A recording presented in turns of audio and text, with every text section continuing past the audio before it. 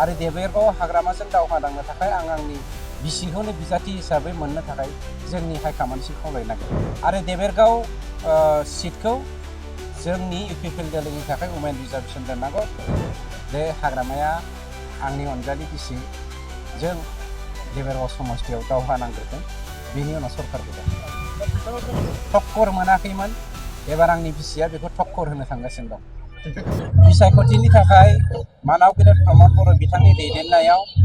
जोंनि इउपिपिएल दोलोआ 100% प्रिपेयार जाबाय आरो दुलाराय भारत नाङै गणतन्त्र मोनसे हादोर हिसाबै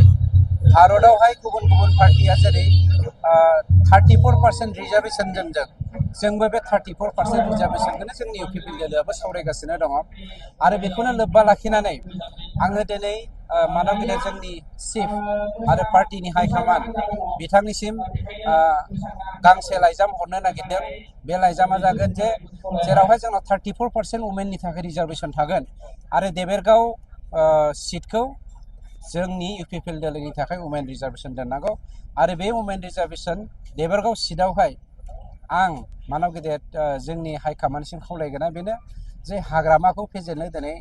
जोंनि रति महारतिनि गोनांथि गैया आरो देबेरगाव हाग्रामाजों दावहा नांनो थाखाय आं आंनि बिसिखौनो बिजाथि हिसाबै मोननो थाखाय जोंनि हाइकमान्डसिम खावलायनांगोन सार माब्लाबा हाग्रामा महिलारिया मिडिया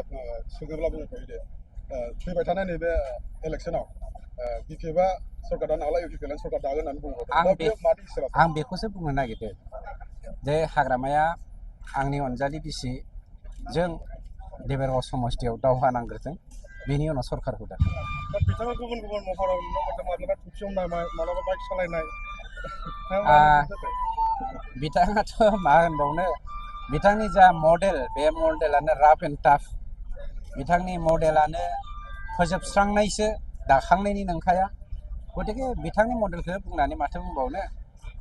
सासे जक्कर टाइपनि सुबुं टक्कर मोनाखैमोन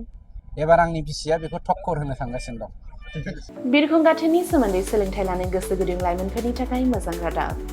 गोजान जायगाफोराव थांनानै गोबां रां खरसा खालामना सोलोंथाइ लानांगौनि गोनांथि गैलिया दानिया उदालगुरि टाउन रामजानकि सकनि हटेल फामि पेलेसनि 4th फ्ल'राव बोसोरसेनि फोरोंथाइ होनो थाखाय लोगोआरि जाना आपग्रेड एभिएशन एकाडेमिया नोंथांमोननि थाखाय मोजां खाबु लानानै फैबाय cabin crew ground staff cargo executive airport retail utility airport management आरो हस्पिटालिटी मेनेजमेन्टनि थाखायबो इन्टारभिउ होनो हानायनि फोरोंथाइ होयो आपग्रेड एभिएशन एकाडेमियाव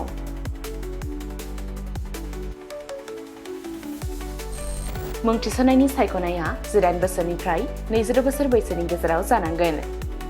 गोसो गुदुं बिजाथिफोरा सोलाद लानो थाखाय स्क्रिनाव होनाय जानबुं अनजिमा 9678360226 आव कल खालामनो हागोन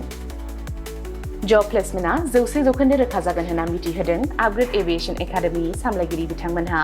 बेजों लोगोसेनो बिरखं दावबायनाय एभिएशन दावबायग्रा थावनि टुरिजम आरो आलासि सिबिग्रा थावनि हस्पिटालिटी बे मोनथाम फोथाराव रोखायै खामानि नागिरना होनो एबा प्लेसमेन्ट होनो हागोन होनना रोखा खालामना होदों एकाडेमि सामलायगिरि बिथांमोनहा